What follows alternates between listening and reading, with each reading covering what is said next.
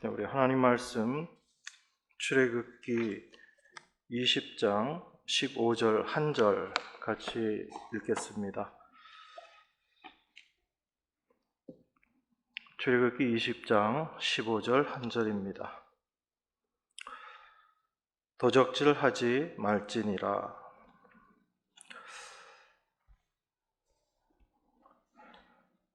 여러분들은 여러분 스스로를 생각할 때 여러분들이 도둑질을 한다고 생각하십니까? 아니면 도둑질 안 한다고 생각하십니까? 일단 물어보니까 안 한다고 하긴 그렇고요. 한다라고 하는데 대체 뭘 도둑질하고 있는지는 또 잘 모르시죠. 그래서 우리가 하나님 말씀을 생각하면서도 대충 우리가 죄인인 것은 맞는 것 같은데 어떻게 죄인인지 그것을 우리가 잘 모르고 지낼 때가 많습니다. 성경에서 죄인이라고 이야기하니까 맞아, 내가 죄인 맞지? 그렇게 내가 죄인임을 인정하는 것과 내가 어떠한 죄인인지를 아는 것과는 전혀 다른 차원의 내용입니다. 우리 일반적으로 내가 남의 물건을 훔치는 사람이 아니라면 자기 자신을 도둑이라고 생각하지 않습니다. 내가 도둑질하는 자, 그렇게 스스로 생각하지 않거든요. 만약에 우리가 그렇게 생각을 한다면 오늘 이 하나님의 말씀은 우리에게 아무 의미가 없는 말씀이 됩니다. 나는 도둑질하지 않으니까 도둑질하지 말라라는 이 하나님의 말씀이 나에게 어떤 영향도 있을 수가 없는 거죠. 그리고 기껏 해봤자 나는 지금까지 도둑질하지 않았고, 그리고 하나님의 말씀이 도둑질하면 안 된다라고 말씀하시기 때문에 나는 앞으로 도둑질하지 않고 살아야지 되겠다. 이것이 성도된 도리다라고 그렇게 생각하시면 이 하나님의 말씀이 우리에게 그저 도덕이요, 윤리요, 그런 교훈 이런 것으로 전락해 버리게 되는 겁니다. 그러니까 하나님의 말씀이 하나님의 말씀이 아니라 그저 윤리 도덕으로 바뀌어져 버리는 겁니다. 우리가 그렇게 생각을 한다면 이 세상의 기준으로 생각하면 남의 물건을 훔치는 것, 이게 도둑질이거든요. 그래서 내가 남의 물건 훔치지 않으면 나는 도둑질 안 하는 사람이다라고 생각을 하게 되고, 이게 세상의 어떤 생각을 가지고 성경을 볼 때 우리가 그렇게 이해하게 되는 겁니다. 그런데 이 성경의 기준을 가지고 생각을 한다면 사실 우리 모든 사람들이 다 도둑질하고 있는 사람들인 것입니다. 여러분, 도둑질이라는 게 어떤 거죠? 도둑질. 내 거 갖고 오는 거예요? 남의 거 갖고 오는 거예요? 남의 거 갖고 오는 거죠. 그래서 도둑질이라는 것은 아주 단순하게 생각하면 내 거 아닌 것을 내 것으로 만들려고 하는 그런 욕심, 탐심, 그게 도둑질이다라고 그렇게 말할 수 있습니다. 이게 왜 사람들이 내 것이 아닌 남의 것을 가지려고 할까요? 그냥 나 없으면 없는 대로 살면 되는데 왜 사람들은 남의 것을 갖고 와서 내 것으로 만들려고 할까? 그걸 우리가 한번 생각해 본다면 이 세상에서의 원리라는 것이 있기 때문에 그렇습니다. 이 세상은 어떤 것이 힘이 되는 것이 이 세상인가 하면 많이 가지고 있는 것, 그게 힘이 되는 세상이에요. 그래서 뭐라도 그냥 많이 가지려고 하는 거죠. 돈도 많이 가져야지 되고, 또 권력도 많이 가져야지 되고, 또 명예도 많이 가져야지 된다라고 생각합니다. 그래서 그런 것들을 많이 가진 사람이 힘 있는 사람이다라고 생각하고, 이 세상은 힘을 추구하면서 살아가는 거잖아요. 여러분 혹시 여러분 중에 나는 그저 힘 없는 그런 별 볼 일 없는 사람으로 살고 싶어 그렇게 원하시는 분 있으세요? 없잖아요, 그죠?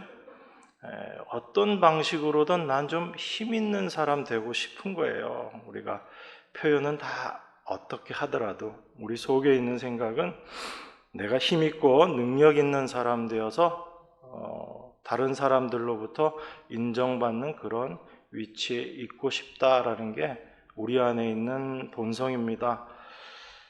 심지어 신앙생활을 하면서도 우린 그걸 못 버려요. 그죠? 그래서 내가 다른 사람보다 더 겉으로 티는 안 내지만 더 믿음 있는 사람이 되고 싶고 더 믿음이 강한 사람이 되고 싶고 그래서 하나님께 더 칭찬받는 사람 되고 싶고 이게 참 선하고 아름다운 것 같은데 그 이면에 그 속에 감추어져 있는 그 욕심을 우리가 볼 수 있어야지 됩니다. 내가 믿음 강한 사람이 되려고 한다고 믿음 강한 사람이 될 수 있을까요?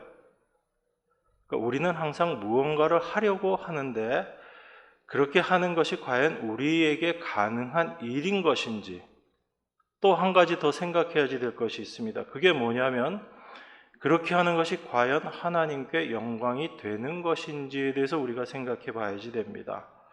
그것을 생각하지 않으면 우리는 그저 세상의 원리, 세상의 논리대로 살아가면서 그것이 성경적이지 못하다라는 생각을 한 번도 하지 않고 그냥 신앙생활을 하는 거예요.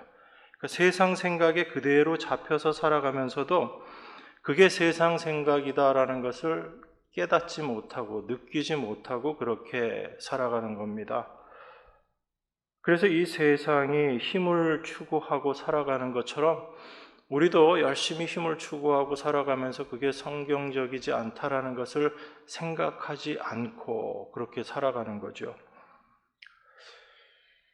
그런데 하나님은 우리를 그 자리로 끌고 가시는 게 아니신 겁니다.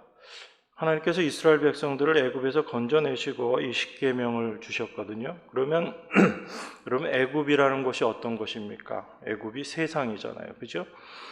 그 세상에서 하나님께서 이스라엘 백성들을 건져내십니다. 그런데 그 건져내시는 하나님의 방법이 우리가 생각하는 그런 세상의 힘, 그것이 아니라 유월절 어린 양의 피라는 것으로 하나님께서 이스라엘 백성들을 건져내시는 거거든요. 그러니까 하나님께서 이스라엘 백성들을 애굽에서 건져내시는 그 시작부터 이 세상과 다른 모습으로, 다른 모양으로 하나님께서 이스라엘을 구원해 내시는 거예요. 이스라엘이 구원받을 만한 조건이 있고 그들은 홍해에서 빠져 죽지 않아야지 될 특별한 이유가 있는 게 아니거든요. 이스라엘도 똑같이 애국과 마찬가지로 홍해에서 빠져 죽을 수밖에 없었던 그런 존재들입니다. 그런데 하나님께서 그러한 존재들을 홍해 그대로 다 죽이시지 않으시고 그들을 건져내시는 거죠. 그렇게 하나님의 은혜, 유월절의 피로 이스라엘 백성들을 애굽에서 건져내시고 또한 그 홍해를 건너게 하신 것, 그 모든 것들이 하나님께서 약속하셨던 그 약속, 바로 하나님의 은혜로 되어진 것이다라는 것을 우리가 생각할 수 있습니다. 그러니까 애굽에서 건져내심을 받고 그 홍해를 건넌 이스라엘 백성들이 분명히 기억해야지 되는 게 있습니다. 그게 뭐냐면 나도 애굽과 마찬가지로 그 홍해에서 죽었어야지 되는 존재인 것이고 나도 그 유월절 어린 양의 피의 은혜가 없었다면 나도 동일하게 죽을 수밖에 없었던 그런 존재였다라는 것을 그 유월절을 경험하고 홍해를 건넌 이스라엘 백성들은 그걸 꼭 기억하고 있어야지 된다는 얘기입니다. 그걸 잊어버리는 순간 내 자신이 어떠한 존재였던가라는 것을 우리가 망각하게 되는 거죠. 그래서 내가 뭔가 잘난 것이 있어서 구원함을 받았고 내 힘으로 홍해를 건넌 것인장 그렇게 생각하기 쉬운 것입니다. 그러한 이스라엘 백성들을 하나님께서 이제 약속의 땅인 가나안까지 들여보내시는 거잖아요. 그러면 그 가나안 땅에 들어갔을 때 이스라엘 백성들이 분명히 알아야지 되는 게 있습니다. 그게 뭐냐면 내가 애굽에서 건져내심을 받아서 지금 가나안 땅까지 왔지만, 그리고 그 가나안 땅에서 내가 나의 것이라고 주장할 수 있는, 내가 내 것으로 삼을 수 있는 것이 아무것도 없다라는 것을 이스라엘이 분명히 알아야지 되는 겁니다. 그걸 하나님께서 광야 생활을 통해서 또한 깨닫게 해주시는 거거든요. 그래서 이스라엘이 참된 이스라엘이 되기 위해서는 분명히 알아야지 되는 것이, 내가 어떠한 존재이고 하나님이 어떠한 분이신가라는 것을 확실하게 아는 것, 그것이 참으로 중요한 것입니다. 제가 아까 도둑질이라는 것은 어떤 거냐면 내 것이 아닌 것, 그걸 내 것으로 취하는 것, 그걸 도둑질이다라고 말씀드렸습니다. 그러면 이제 여러분들이 도둑질하지 말라라고 말씀하실 때, 이 성경 말씀을 볼 때 여러분들은 이제 분명하게 생각하실 수 있는 게 있어요. 그럼 내가 도둑질하는 사람인가, 도둑질하지 않는 사람인가, 그걸 생각할 때 내 것이 아닌 것, 이걸 내가 가지려고 애쓰고 있고, 그것을 내 것이 아닌 것을 내 것이라고 주장하고 있는가, 그걸 우리가 생각하면 되는 거죠. 여러분, 하나님에게 있어서 이스라엘 백성들은 어떠한 존재인가, 또 이스라엘에게 있어서 하나님은 어떤 존재이고, 하나님께서 들어가게 하신 그 가나안은 어떤 곳인가, 그것을 우리에게 말씀해 주는 곳이 있습니다. 우리 레위기서 말씀 한 군데 보겠습니다. 레위기 25장입니다. 레위기 25장 55절에 보면 이렇게 이야기합니다. 제가 봉독하겠습니다. 이스라엘 자손은 나의 품꾼이 됨이라. 그들은 내가 애굽 땅에서 인도하여 낸 나의 품꾼이요 나는 너희 하나님 여호와니라. 이렇게 이야기합니다. 여긴 품꾼이라고 표현되는데 이게 종이라는 뜻이거든요. 그러니까 이스라엘은 나의 종이 됨이라, 그렇게 말씀하고 있는 겁니다. 그러니까 이스라엘이 하나님의 종이라는 이야기죠. 자, 이스라엘이 그 이전에는, 하나님 종 이전에는 어디에서 종으로 있었어요? 애굽에서 종으로 있었습니다. 그런데 그 애굽에서 종으로 있던 이스라엘을 하나님께서 건져내셔서 하나님의 종되게 하신 거예요. 이게 하나님의 행하신 일이거든요. 말씀 한 군데 더 보겠습니다. 25장 23절입니다. 토지를 영영히 팔지 말 것은 토지는 다 내 것임이라. 너희는 나그네요 우거하는 자로서 나와 함께 있느니라. 토지는 팔지 말라고 이야기합니다. 그리고 그 토지가 다 하나님의 것이다, 그렇게 이야기해요. 여러분들 이해를 좀 돕기 위해서 이 25장 내용을 좀 설명을 드리면, 25장은 이 안식년과 희년에 대해서 이야기하고 있는 성경입니다. 하나님께서 이스라엘에게 그 안식년을 지키라라고 말씀하셨고, 그리고 안식년이 7번 지나가는 때, 그때가 이제 50년 되는 희년이거든요. 그 희년을 지키라고 그렇게 말씀하십니다. 그리고 여러분, 안식일이 어떤 날이에요? 안식일. 일하지 않는 날, 아무것도 하지 않는 날이죠. 그래서 안식일 날 일 안 해도 하나님께서 안식일 날 잘 먹고 지낼 수 있게 해 주시지요. 그래서 광야에서도 안식일 전날에는 2배를 하나님께서 거둘 수 있게 그렇게 해주셨거든요. 그래서 하나님께서 이 안식년 규정을 이야기하면서 안식년 때는 특별히 농사 짓지 말라라고 이야기하십니다. 농사 짓지 않아도 그 안식년이 있기 전에 배로 양식을 주실 것이기 때문에 너희들 먹고 사는 데는 아무 지장 없어라고 하나님께서 말씀하시거든요. 근데 제가 여쭤볼게요. 안식년에 이스라엘이 농사를 지었을까요? 안 지었을까요? 여러분 같으면 농사 지을 거예요? 안 지을 거예요? 하나님께서 안식년에 너희 아무 농사 짓지 마, 그렇게 말씀하셨는데 지을까요? 안 지을까요?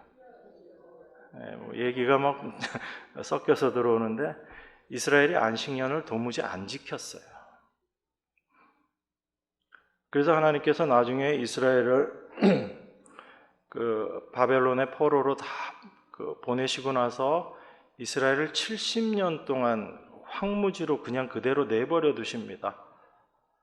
그래서 그 70년 동안의 기간을 어떻게 설명하냐면 이스라엘이 하나님의 안식년을 지키지 않았기 때문에 땅을 안식케 하기 위해서 그렇게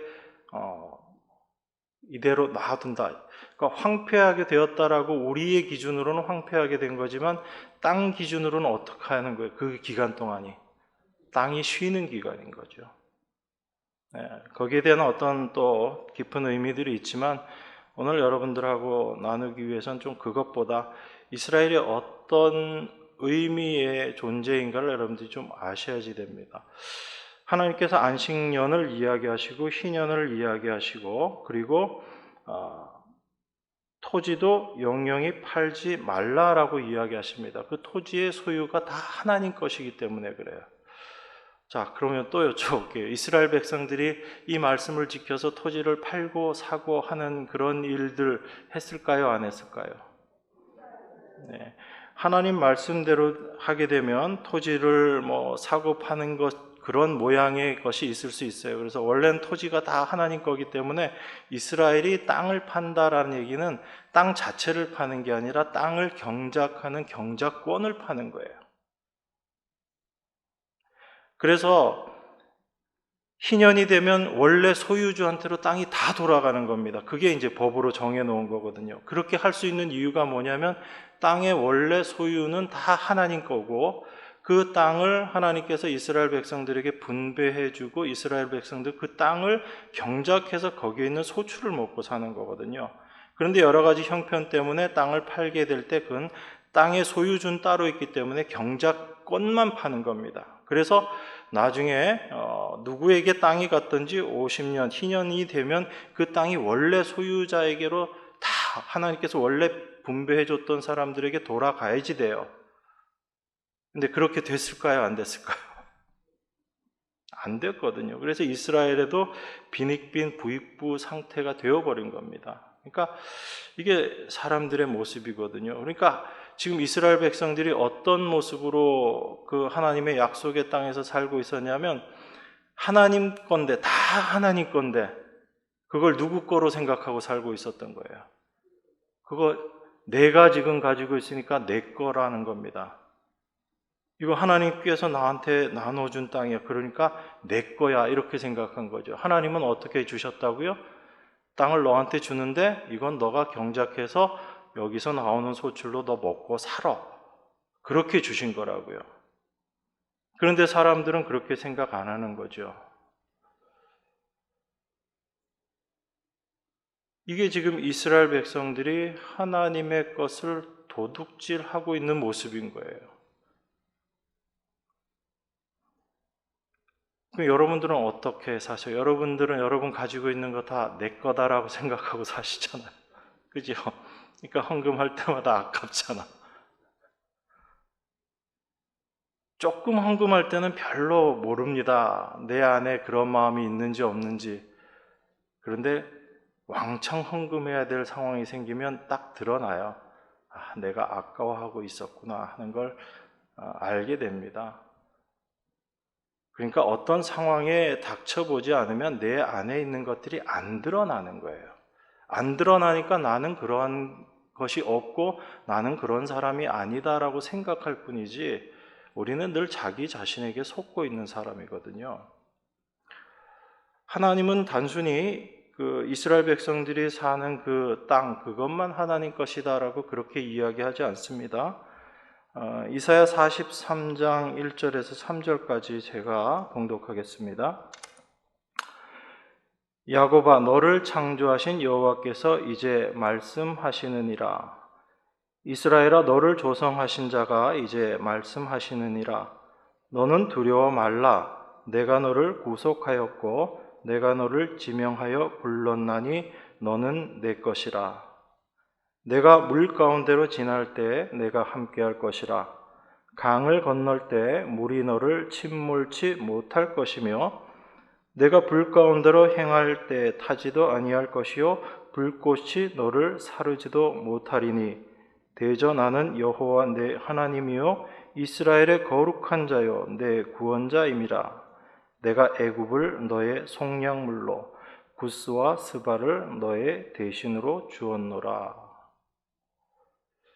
자, 아까 땅이 전부 누구 거라고 얘기했어요? 다 하나님 거라고 얘기했습니다. 일단 하나 해결됐어요. 땅 내 거 아닙니다. 내가 가지고 있는 소유물 다 내 거 아니에요. 근데 오늘 이사야서 말씀 보니까 야곱아 너를 창조하신 여호와께서 이제 말씀하시느니라. 이스라엘아 너를 조성하신 자가 이제 말씀하시느니라. 너는 두려워 말라. 내가 너를 구속하였고 내가 너를 지명하여 불렀나니 너는 내 것이라. 우리가 누구 거래요? 하나님 것.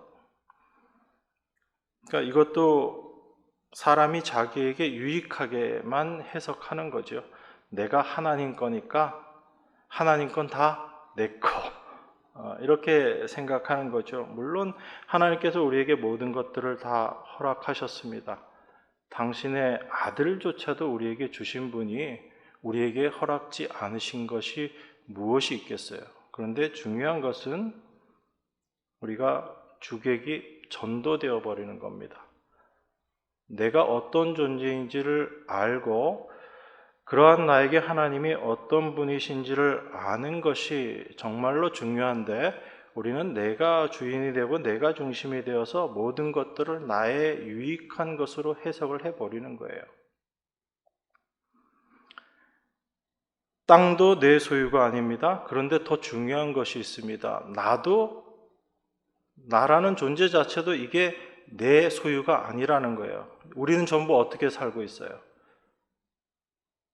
나는 당연히 내가 주인이지 라고 생각하고 살아가고 있다고요. 그런데 하나님은 뭐라고 말씀하시냐면 너도 너 게 아니라 너도 내 거야 라고 하나님께서 그렇게 말씀하시는 겁니다.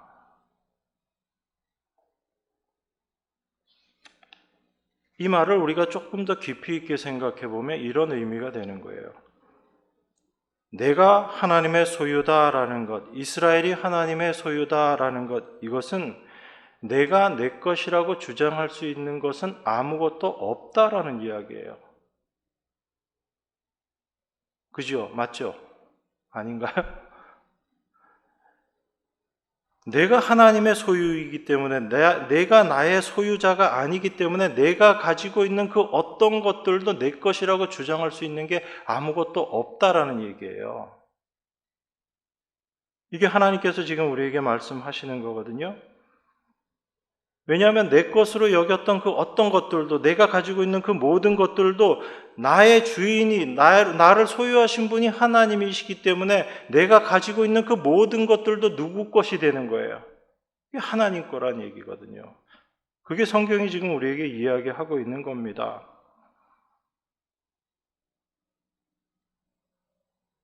애굽에서 이스라엘 백성들을 건져낼 때 그 건져내심을 받은 이스라엘이 생각해야지 되는 게 있다고 그랬습니다. 그게 바로 나도 유월절 어린 양의 피가 아니면 죽을 수밖에 없는 그런 존재였고 홍해에서 심판받을 수밖에 없는 그런 존재였는데 하나님께서 어린 양의 피로 하나님의 은혜로 나를 구원하여 주셨구나. 그것이 분명하게 자리 잡고 있는 것. 이게 홍해를 건넌 이스라엘로서의 모습이거든요. 그게 이스라엘, 하나님 백성으로서의 정체성인 겁니다.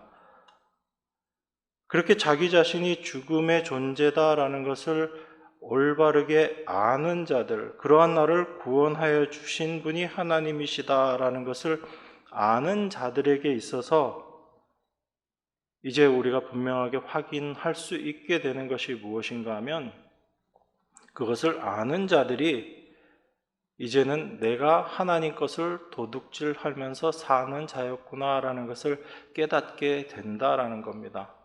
그전엔 내가 내 힘으로 내가 얻어서 내가 나의 것으로 만든 것이라고 그렇게 생각했었지만 알고 보니까 모든 것이 다 하나님의 것이었고 또한 나라는 존재 자체도 하나님께서 나를 건져내심으로 나를 하나님의 소유 삼으셨다라는 것을 알게 될 때 내가 내 것이라고 주장할 수 있는 것이 아무것도 없다라는 것입니다.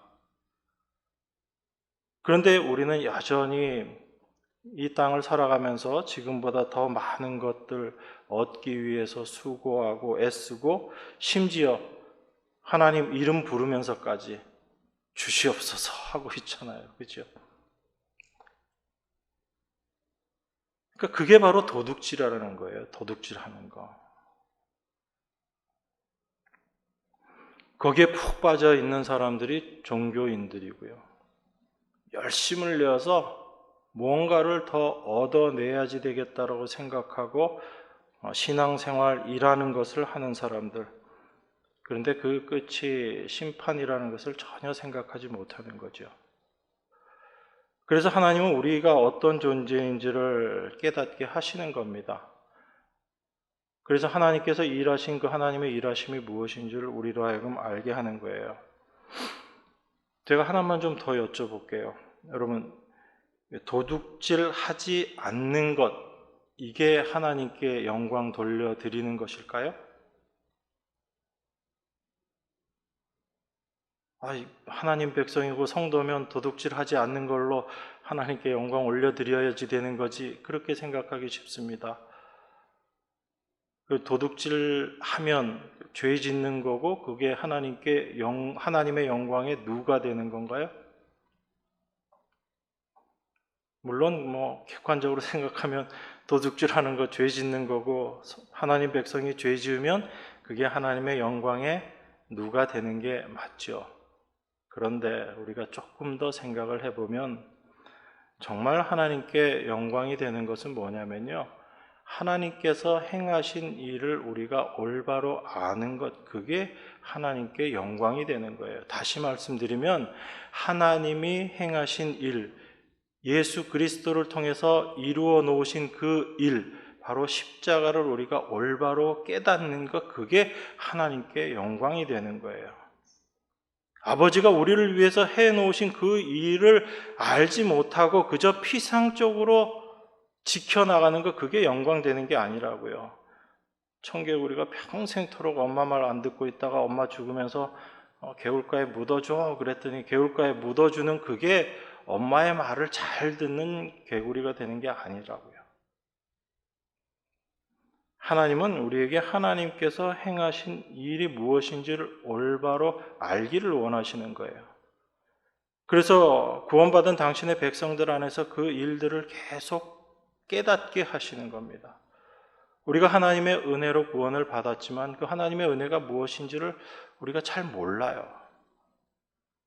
그리고 하나님의 은혜로 구원받은 우리가 얼마나 죄인이었는지를 모른다고요. 입으로는 죄인입니다라고 했지만 정말 하루하루를 살아가면서 여러분 어때요? 하루하루 사니까 하루하루 더 의인이 되던가요? 아니면 하루하루 더 죄인으로 드러나던가요? 여러분은 어떠실지 몰라도 저는 하루를 살면 살수록 더 죄인으로 나타나더라고요. 그래서 죄가 더한 것에 하나님의 은혜가 더한다, 더 넘친다라는 것이 저 안엔 참 실제가 돼요. 이론이 아니라. 그런데 그렇게 깨닫게 하시는 분이 제 안에 계신 하나님이다라는 것을 제가 압니다. 그게 하나님께서 행하신 일이거든요. 그래서 십자가가 어떤 것인지에 대해서 점점 더 깊이 깨달아가는 것 같아요. 더 깊이 알아가는 것 같습니다. 그렇게 하나님의 행하신 일을 올바로 알아가는 것, 그게 하나님께 영광 올려드리는 거거든요. 그러니까 여러분들이 도둑질 안 해서 하나님께 영광 올려드리는 게 아닙니다. 오히려 나는 날마다 도둑질하면서 사는 자입니다. 하나님 것을 내 것인 양 나는 그렇게 하나님 것 도둑질하면서 사는 자입니다. 이걸 깨닫고 그러한 나를, 그러한 죽음의 존재인 나를 하나님께서 구원하여 주신 은혜가 너무나 감사합니다라고 고백하는 그것이 하나님께 참으로 영광이 되는 것인 줄 생각합니다. 그게 참으로 하나님께 영광이 되는 거죠. 그렇지 않다면 우리는 내가 도둑질 안 한 것으로 하나님의 그 말씀을 지킨 것으로 나의 의를 삼아버리는 존재지 그것을 통해서 하나님의 영광을 드러낼 수 있는 존재가 못 되는 겁니다. 그게 인간의 죄된 본성의 모습이거든요. 그래서 나는 날마다 하나님 것을 도둑질하며 사는 그런 죄인일 수밖에 없습니다라는 것을 고백하는 그 자리에서 우리는 하나님의 은혜가 무엇인지를 알게 되고 예수 그리스도를 통해서 십자가에서 이루어 놓으신 그 하나님의 일이 나에게 얼마나 큰 감사가 되는지를 우리가 깨닫게 되는 겁니다.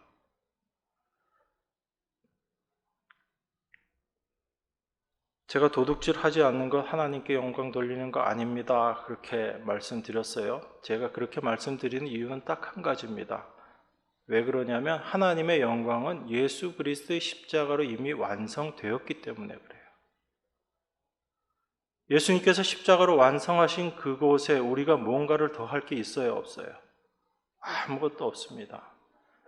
내가 도둑질을 안 하고 내가 살인 안 하고 십계명 내가 다 지킨다고 해도 그 십자가에 내가 더 할 수 있는 게 없어요. 십자가 자체가 완성된 세계이기 때문에 그렇습니다. 우리의 구원을 완성해 놓은 것, 그것이 십자가이기 때문에 그렇습니다. 그래서 내가 십자가 안에, 그리스도 안에 있는 하나님의 백성이라면 내가 뭔가를 더해서, 내가 내 것이라고 생각하는 뭔가를 더해서 하나님 앞에 내어놓을 수 있는 것이 아무것도 없는 겁니다.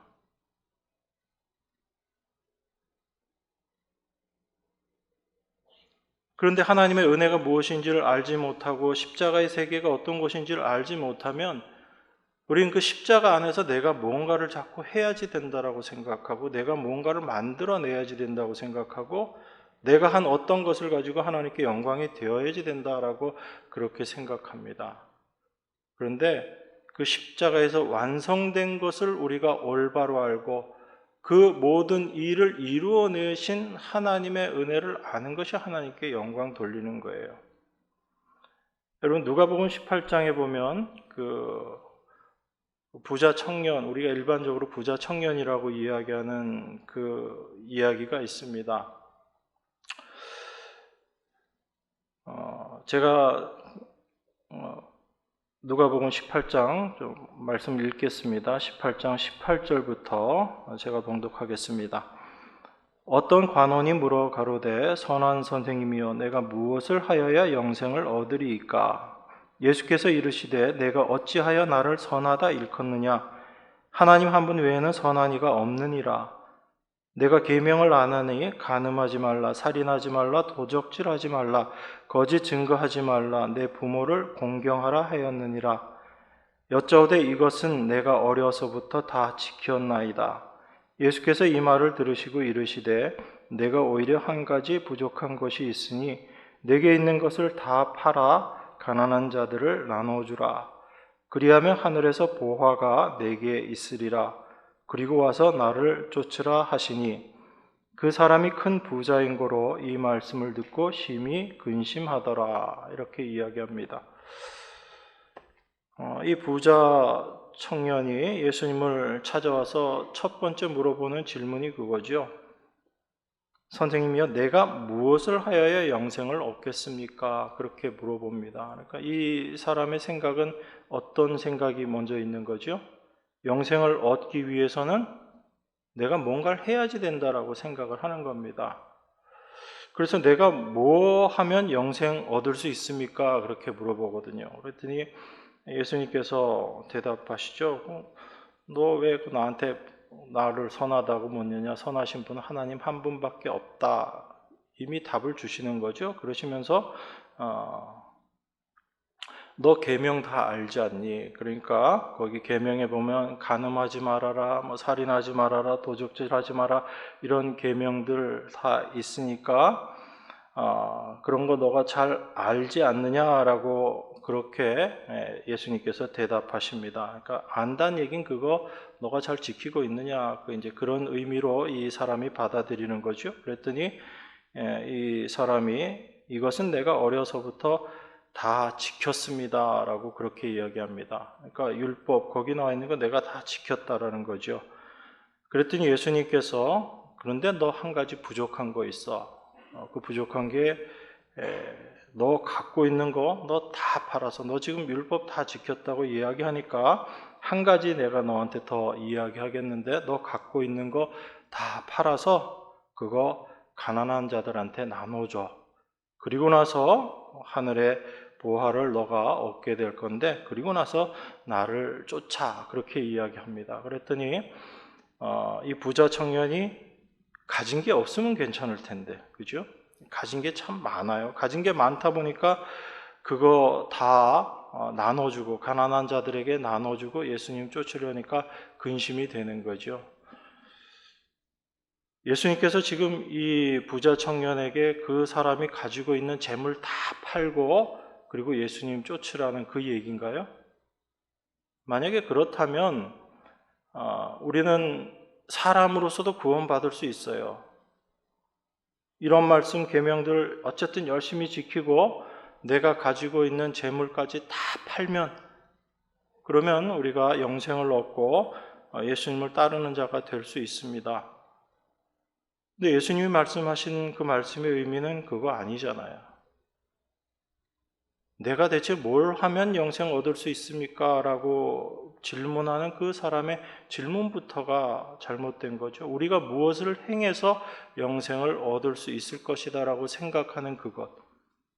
그게 예수님 앞에서 깨어져야지 되는데 그걸 못 깨는 거죠. 우리도 마찬가지예요. 신앙생활 하면서 자꾸 무언가를 행해서 그것 가지고 하나님 앞에, 예수님 앞에 나아가려고 하거든요. 오히려 예수님께서 행하신 것이 무엇인지를 우리가 자꾸 놓치는 거죠. 예수님께서 너가 그런 것들을 다 행했으면 이제 너 한 가지 부족한 것, 그게 뭐냐면 너에게 있는 것, 그거 다 팔아서 가난한 자들에게 나눠주라라는 얘기입니다. 뭘 나눠주라는 얘기예요? 이 사람이 가지고 있었던 것, 어떤 걸 갖고 있었던 거죠? 이 사람은 뭐에 대해서 정말 부자였던 거예요? 내가 행한 것에 대해서 부자였던 사람인 거예요. 자기 의에 대해서 아주 부자였던 사람입니다. 그래서 내가 성경에 나와 있는 그 모든 말씀들 내가 다 지켜서 내 의로 그렇게 쌓아 놓은 거죠. 그런데 예수님께서 그거 다 버리고 오라고 얘기합니다. 너 그거 가지고 있는 한은 하늘의 보화 못 가진다는 얘기예요. 너의 의를 가지고 있는 한은 절대 하나님의 의를 너가 얻을 수 없다라고 이야기하는 겁니다. 하나님이 철저하게 우리 인간의 의를 깨트리시는 거예요. 그래서 사도 바울이 로마서에서 그 얘기를 했잖아요. 유대인들이 뭘 잘못했다고요? 자기 의를 세우기 위해서 힘써 하나님의 의를 부정해버린 거예요. 그렇게 자기의 의를 세우는 사람들에게 하나님께서 행하신 일, 하나님의 의는 받아들여질 수가 없는 거죠. 그러니까 이 부자 청년은 실제로는 뭐의 부자였던 거예요? 자기 의의 부자였던 사람입니다. 그걸 못 내려놓는 거예요. 그렇게 자기 자신에게 잡혀 있는 사람에게 있어서는 하나님이 행하신 그 하나님의 의가 들어갈 자리가 없는 거죠. 그래서 이 청년에게는 한 가지가 부족했지만 사실은 모든 것이 그 한 가지가 모든 것이었어요. 내가 지금까지 해놓았던 그것을 포기한다라는 것, 내 의를 포기한다라는 것, 그것 자체가 절대로 포기되어질 수 없는 그런 것이었다라는 것을 우리가 알아야지 됩니다. 그러니까 우리가 어떤 것을 행한다고 해서 그게 하나님의 의가 되는 것이 아니라 하나님께 의가 되는 것이 아니라 하나님께서 이루어 놓으신 그것을 우리가 올바로 아는 것, 그것이 하나님께 영광이 되는 것이고 그 하나님의 의를 우리가 올바로 아는 것이 중요합니다. 그래서 하나님의 말씀은요, 우리를 어떤 곳으로 우리를 끌고 가냐면 우리를 그 죽음의 자리, 그 죄인의 자리로 우리를 끌고 가시는 거예요. 1차적으로. 그래서 도적질하지 말라, 도둑질하지 말라라는 이 말씀을 통해서 나는 하나님의 것을 도둑질하면서 사는 자였구나. 나의 모든 것이 하나님의 것이었는데, 나조차도 하나님의 것이었는데 나는 내가 나의 주인인 것으로 생각하고 나의 열심으로 내가 이루어 놓은 것을 내 것이라고 생각하면서 사는 하나님 앞에 도둑으로 살고 있었구나라는 것을 알게 되는 것입니다.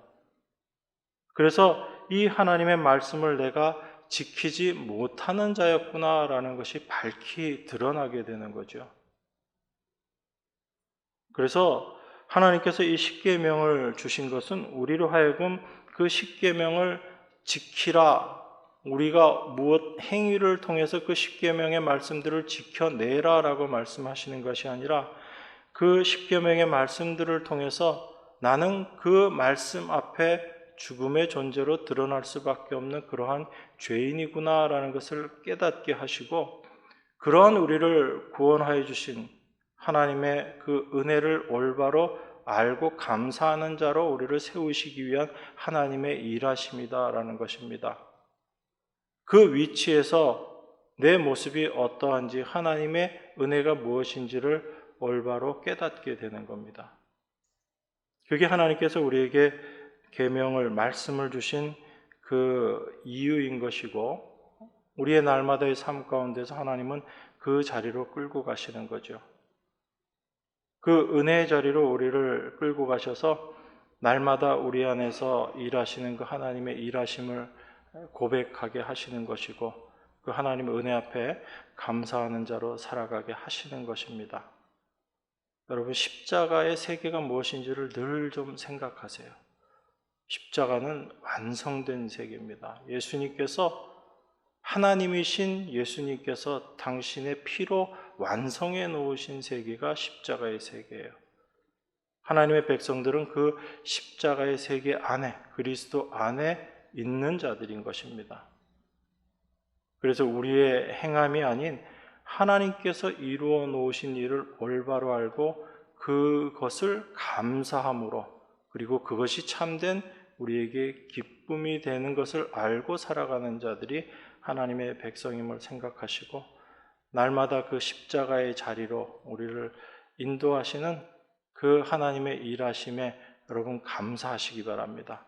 우리의 힘으로는 절대 갈 수 없는 그 자리에 하나님께서 우리를 끌어안히시고, 그곳에서 하나님과 함께 기쁨을 누리는 성도 되게 하시는 것, 이게 하나님의 일하심임을 늘 경험하면서 살아가시는 여러분과 제가 되기를 바랍니다. 기도하겠습니다. 하나님의 은혜를 감사드립니다. 도무지 그 하나님의 은혜를 받을 수도 없는 그러한 저희들을 하나님께서 부르시고 은혜 가운데 거하게 하심을 감사드립니다. 날마다 그 십자가 안에서 완성된 그 세계가 어떤 곳인지를 경험하며 깨닫는 저희 되게 하셔서 하나님께서 이루어 놓으신 그 일만이 우리 안에 참된 기쁨이 되게 하시고 감사함이 넘쳐나는 저희 모두의 삶이 될 수 있도록 하나님 인도하시고 축복하여 주시옵소서.